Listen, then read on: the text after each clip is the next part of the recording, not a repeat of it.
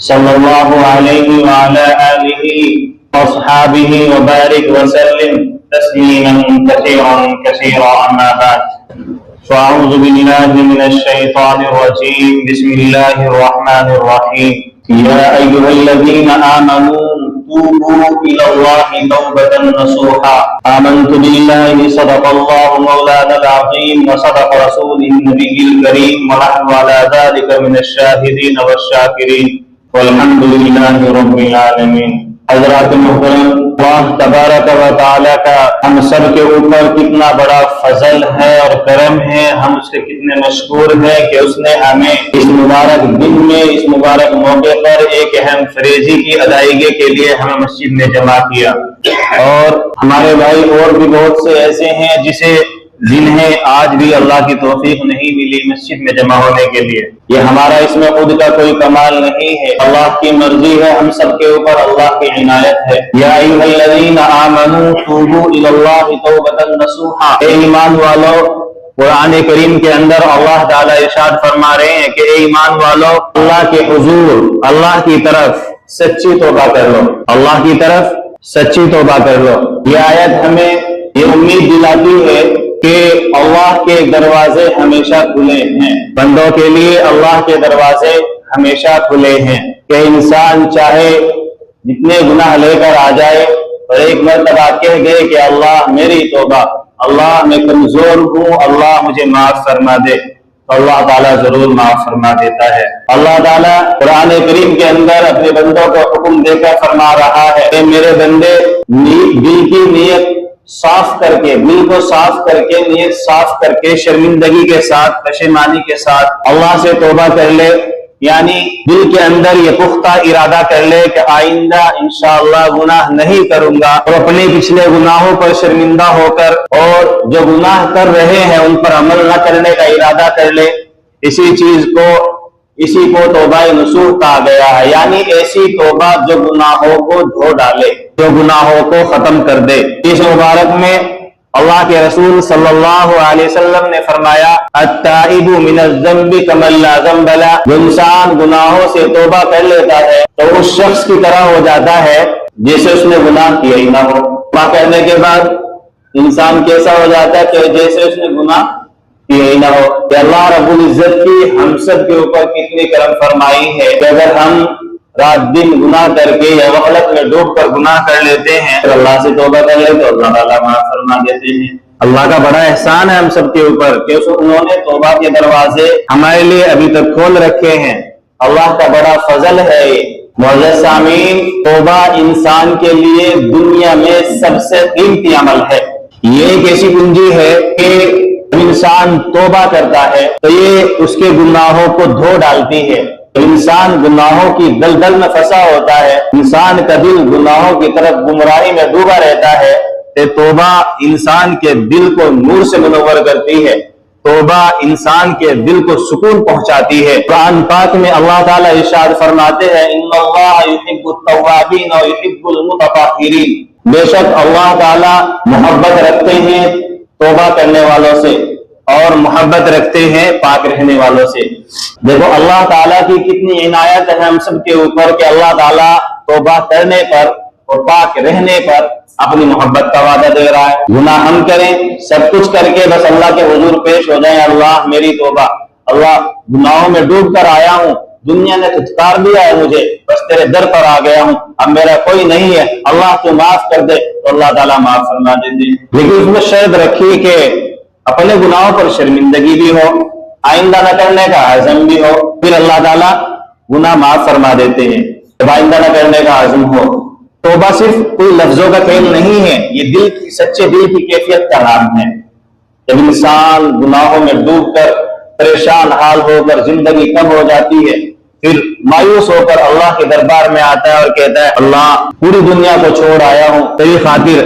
اللہ پوری دنیا نے مجھے ذلیل کر دیا ہے، بس اب ایک یہی رستہ ہے کہ تجھے راضی کر لوں، اللہ واقعی میں نے گناہ کیے ہیں، میں اقرار بھی کرتا ہوں ان کا، اللہ تو غفور الرحیم ہے، تو مالک ہے، تو خالق ہے، اللہ تو ہمیں معاف کر دے، تو اللہ تعالیٰ معاف فرما دے۔ ایک مرتبہ حضرت ابراہیم بن ادہم رحمۃ اللہ علیہ کے پاس ایک شخص آیا اور کہنے لگا کہ حضرت والا مجھ سے بہت زیادہ گناہ ہوتے ہیں، مجھے کچھ ایسی نصیحتیں فرما دیں کہ گناہ نہ ہو، میں خلوت میں تنہائی میں جب ہوتا ہوں تو بہت زیادہ گناہ کرتا ہوں، تو ایسا طریقہ بتا دے کہ میں گناہوں سے باز آ سکوں، گناہوں سے رک سکوں۔ حضرت والا کہتے ہیں، حضرت والا نے 6 نصیحتیں فرمائی، بہت سبق آموز نصیحتیں ہیں، اگر ہم اس پر عمل کر لیں تو انشاءاللہ ہماری زندگی سنور جائے۔ حضرت والا کہتے ہیں کہ بھائی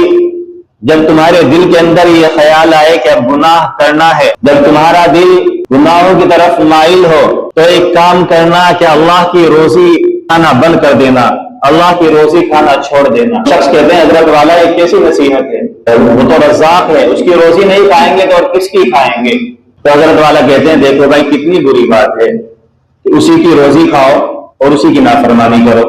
تو انتہائی غلط بات ہے۔ حضرت والا کہتے ہیں،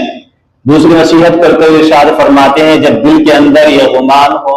کہ اب گناہ کر ڈالنا ہے، گناہ کرنا ہے، نفس کنٹرول میں نہ ہو، تو ایک کام کرنا کہ اللہ کے ملک سے باہر چلے جانا۔ شخص کہنے لگا حضرت شمال و جنوب، مشرق و مغرب، دائیں بائیں، اوپر نیچے، جہاں جائے اللہ کا ملک ہے، اللہ کا جہاں ہے، الحمدللہ رب العالمین، پورے جہان کا مالک ہے، جائیں گے تو کہاں جائیں گے اس ملک سے باہر؟ تو حضرت والا کہتے ہیں دیکھ میرے بھائی، اللہ کے بندے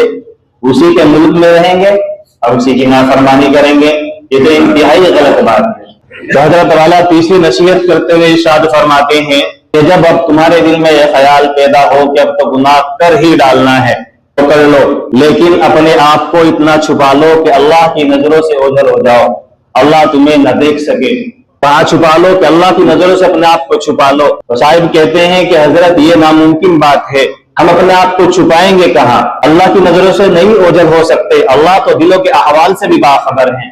اللہ تعالیٰ تو دلوں کے احوال سے ہماری شہرت سے بھی قریب ہیں، اللہ تعالیٰ اتنے قریب ہے کہ ہر لمحہ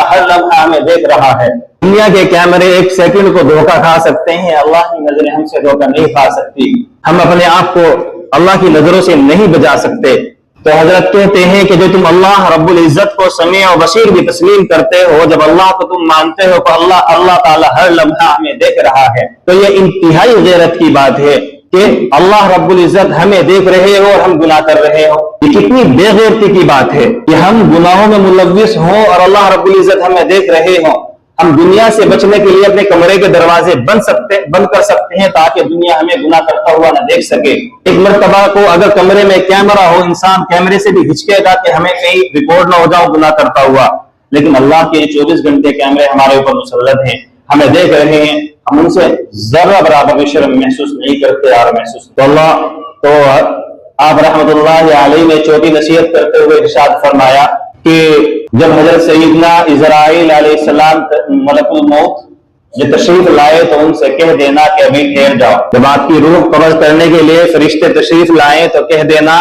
کہ ابھی ٹھہر جاؤ، ابھی مجھے توبہ کرنی ہے۔ تو کہتے ہیں حضرت موت کا وقت مقرر ہے، اس کو ہم نہیں ٹال سکتے، اور ہماری مانے گا کون، سنے گا کون؟ فرشتے ہمارے حکم کی تکمیل کیوں کریں گے؟ آپ رحمت اللہ علیہ کہتے ہیں اللہ کے بندے میرے بھائی، جب اتنی بھی آپ کی نہیں چل سکتی، آپ کے اختیار میں اتنا بھی نہیں ہے کہ تم فرشتوں کو تھوڑی دیر کی مہلت لے سکو فرشتوں سے، تو کیوں نہ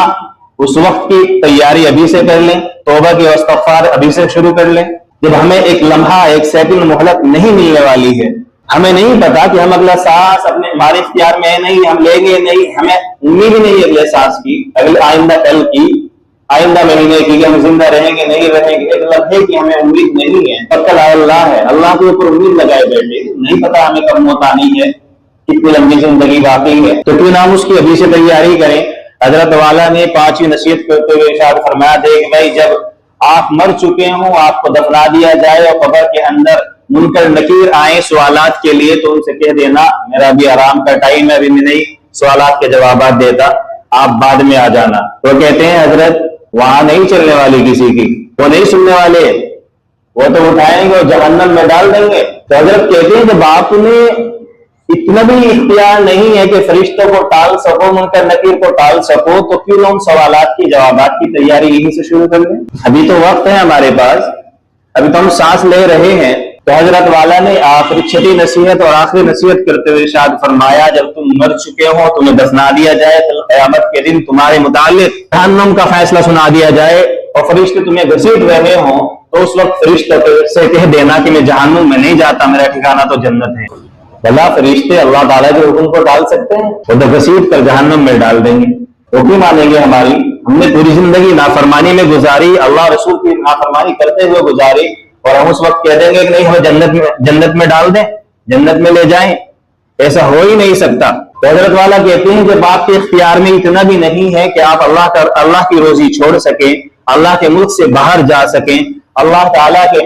नजरों से अपने आप को ओझल कर सकें, या फरिश्ता मौत के लिए आए तो उसे कुछ मोहलत ले सकें, या फिर आपको कब्र के अंदर सवालात हों उनसे आप वक्त मांग सके या उनको टाल सकें, या फिर आपको जहन्नम में डाला जाए आप उनसे जन्नत का हुक्म कर सकें। जब ये हमारे इख्तियार में नहीं है तो हम इन परेशानियों से, इन आफात से बचने के लिए इन हदीस से आखिरत की तैयारी शुरू कर दें। हजरत वाला की इन 6 नसीहतों का उस शख्स पर इतना असर हुआ